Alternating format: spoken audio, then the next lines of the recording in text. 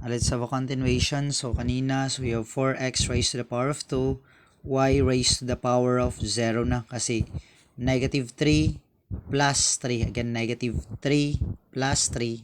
Roll sa adding integers, unlike sign, subtract.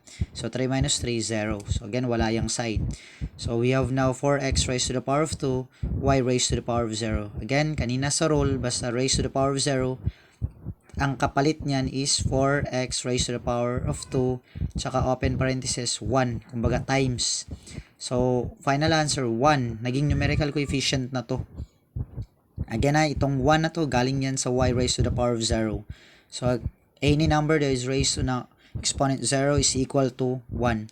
So 1 times 4, kasi multiply na natin yan ngayon sa numerical coefficient, 1 times 4 is equal to 4. So final answer, 4x raised to the power of 2. Kumbaga, pwede nating burahin yan. Okay? Next, 4a squared plus 3a raised to the power of 5 times a raised to the power of 2. Again, naka-horizontal pa rin yan.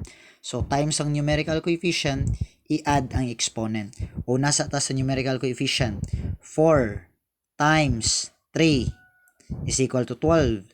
12 times, pag walang nakalagay dyan, understood na merong 1. Again, 4 times 3, 12 times 1, 12. So, numerical coefficient is 12. Sa exponent, i-add pagparehas. Merong A. Actually, A lang lahat yan. So, A, 2 plus 5 plus 2 is equal to 9. So, final answer, 9. Okay? Again, i-pause ang video. Before ko mag-answer, i-try then after that, i-play para ma-check mo.